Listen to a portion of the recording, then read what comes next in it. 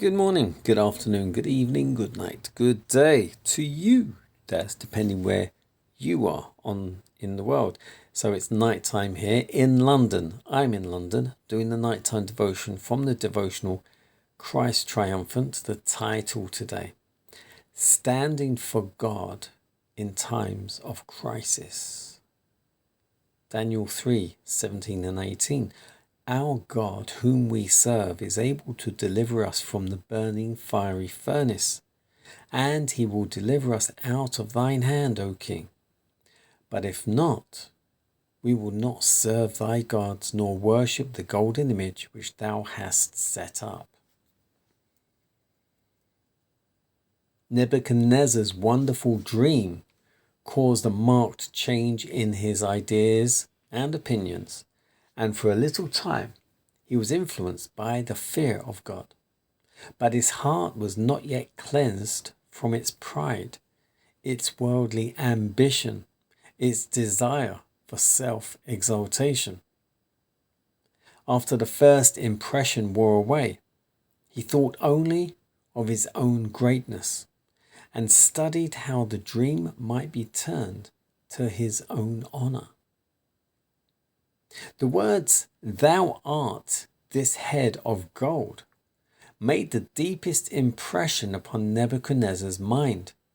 He determined to make an image that should excel the original. This image was not to deteriorate in value from the head to the feet, like the one he had been shown, but was to be composed throughout of the most precious metal. Thus the whole image would represent the greatness of Babylon, and he determined that by the splendor of this image, the prophecy concerning the kingdoms that were to follow should be effaced from his mind and from the minds of others who had heard of the dream and its interpretation. From the treasures obtained in war, Nebuchadnezzar made an image of gold and issued a proclamation calling upon all the officers of the kingdom to assemble at the dedication of this image and at the sound of musical instruments to bow and worship it. The appointed day came, and at the sound of entrancing music and the vast company fell down and worshipped the golden image. But the three Hebrew youth, Shadrach, Meshach, and Abednego. Now, we don't know if Daniel was there present. They did not dishonor the God of heaven by paying homage to this idol. Their action was reported to the king. Angered, he called them before him and by threats endeavored to induce them to unite with the multitude in worshipping the image. Courteously yet firmly, they declared their allegiance to the God of heaven and their faith in his power to deliver them in the hour of trial. The king's wrath has no bounds.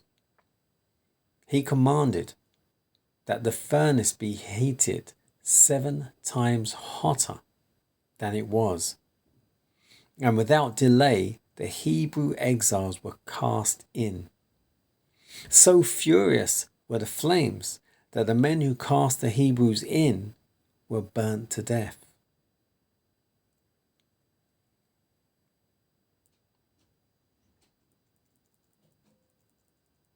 The title again, Standing for God in Times of Crisis.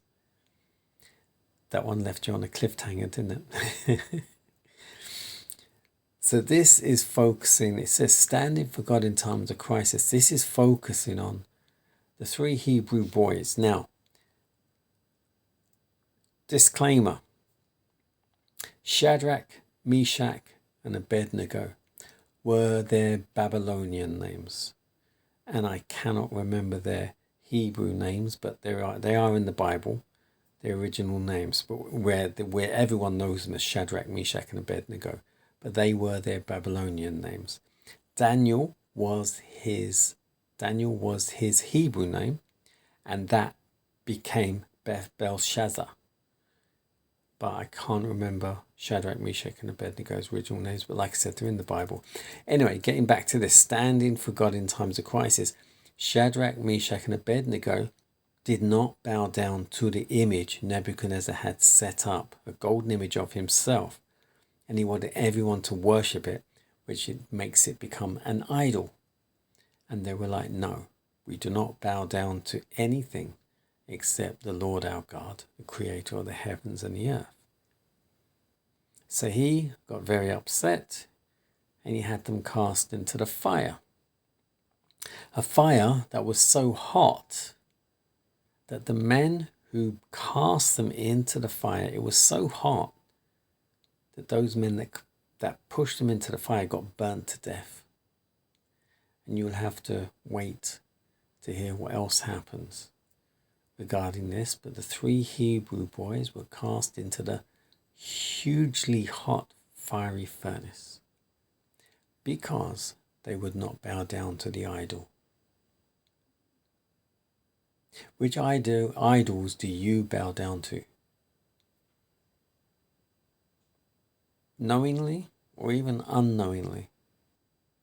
I know that I'll hold my hands up that I do very much enjoy football. And that's probably, you could say, an idol in some way, shape or form. But other than that,